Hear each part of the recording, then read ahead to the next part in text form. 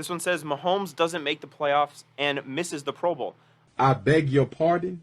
Are you predicting that he dies? I don't know in a world where that would happen.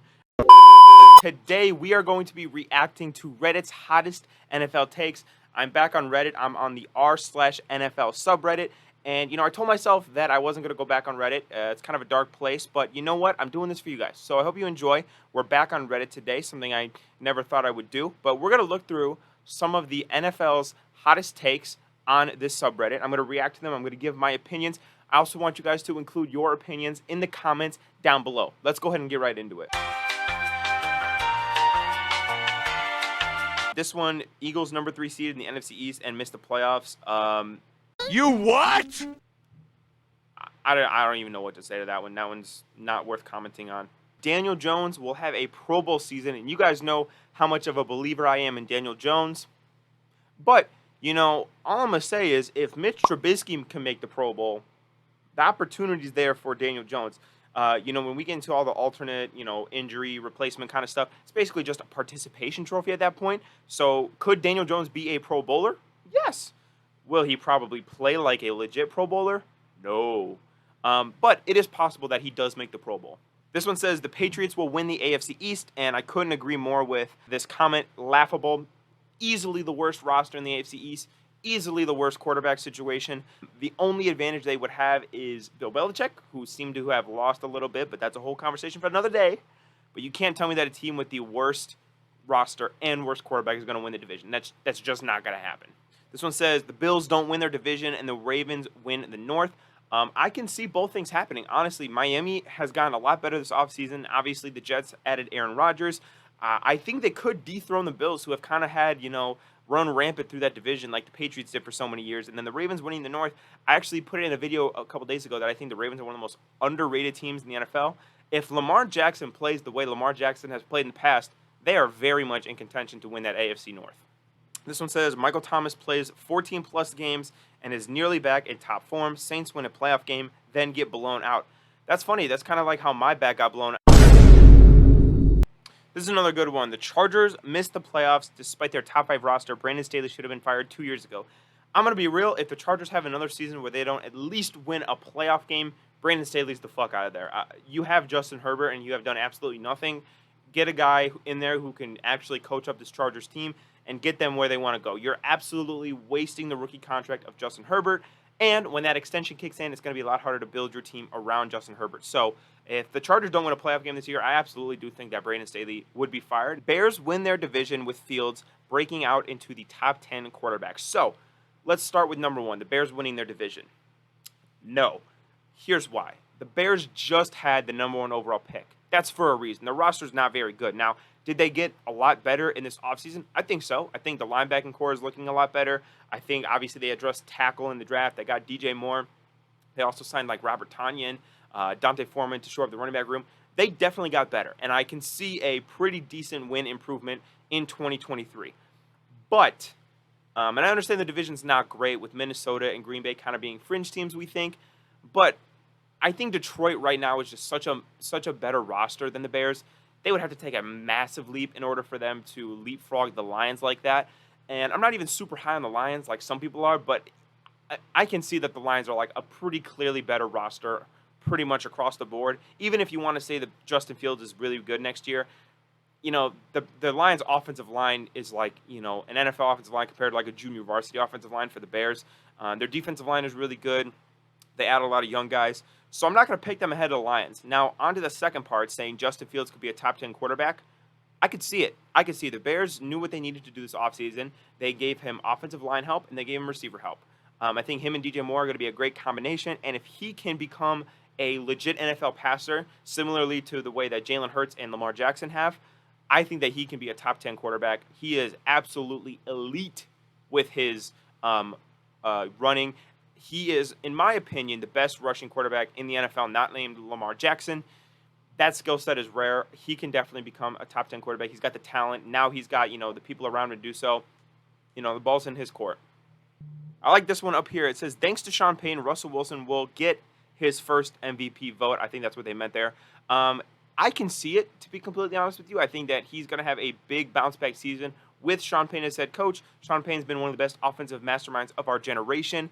Now, is he going to be MVP good? I kind of doubt that, unfortunately, because he wasn't even that good in the prime of his career. So I really doubt that Russ Wilson is going to be better than he was at any point during Seattle years.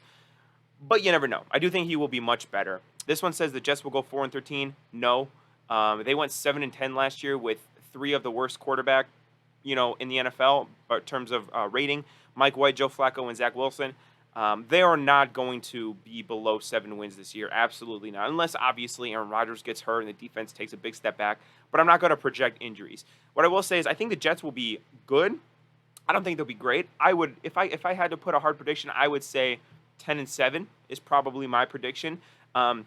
But they're definitely not going to get worse, and they're definitely not going to get 3 wins worse. There's a lot of other takes down here talking about Jets to the Super Bowl and I'm not going to push that button just yet.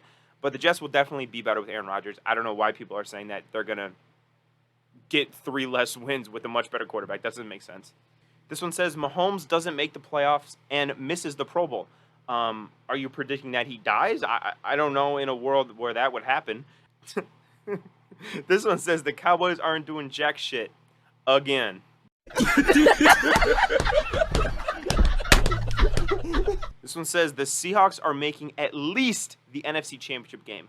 Listen, you're never going to find a bigger Seahawks fan than me, and I am an optimistic kind of guy, but I think that's a little premature to say NFC Championship game. I think our goal this year should be to win a playoff game, continue to get better, maybe even increase our regular season win total. The main goal right now is to surpass the 49ers within the division.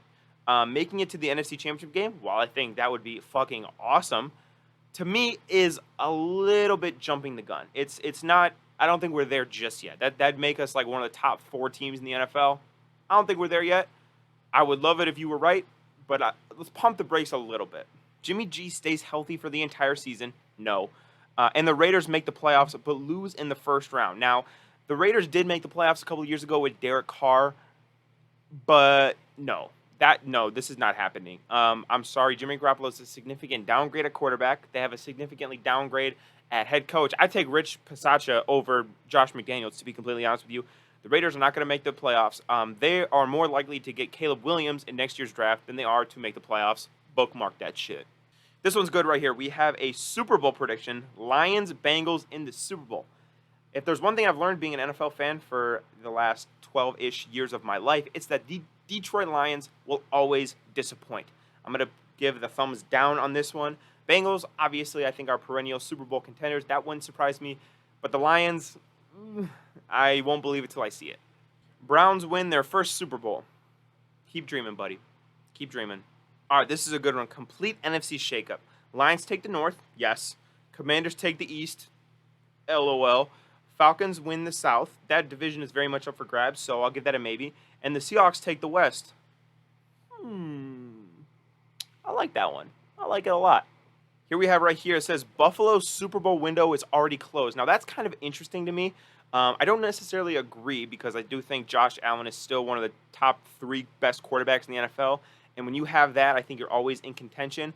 But it does seem like the walls are caving in a little bit, depending on how this whole Stephon Diggs drama unfolds. I could see the Bills' offense taking a step back. I think their defense will take a step back as it has the last couple of years. They lost defensive coordinator Leslie Frazier, and the AFC is just so loaded. You can make the argument that they are no longer one of the favorites to win the Super Bowl. I wouldn't say their window is closed, but I would say that it's kind of like you're shutting it a little bit. Your room's getting a little too cool. You're kind of shutting the window just a little bit. But I see where he's coming from.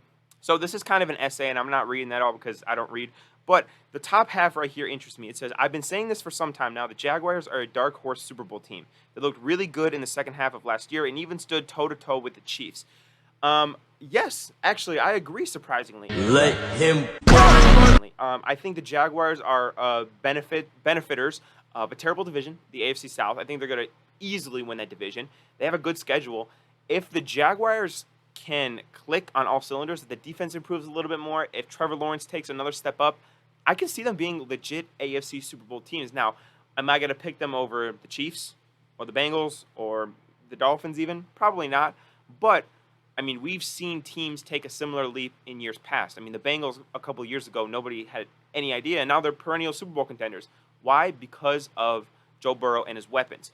Trevor Lawrence, I think, is on a similar trajectory. They're both number 1 overall picks, and he also has really good weapons. Now, I don't know if the defense is good enough to win them a Super Bowl, and I say that being that the Chiefs are one of the best teams in the NFL. But the difference is the Chiefs' defense isn't great, but they make plays, right? So the Jaguars' defense can make more plays, and I know they had the scoop and score last year from Josh Allen. I need to see their defense improve a little bit, and I need to see Trevor Lawrence continue his upward trend. But yeah, shit, man, I think Trevor Lawrence is the kind of quarterback that could win you a Super Bowl. This top one says the Saints are making a deep playoff run. Have you seen their head coach's winning percentage? I'm going to pass on that one. This is a good one right here. Bijan Robinson proves himself worthy of the 7th overall pick. I don't doubt that Bijan Robinson is going to have a great rookie year. I really don't think people are mad at him going 7th because they think he's going to be bad. I think he's going to be very good. The problem with getting picked 7th as a running back is that the shelf life for running backs don't last very long. They're not good for a second contract vast majority of the time. So I'm sure Bijan Robinson will break out to the scene and have an excellent 2023.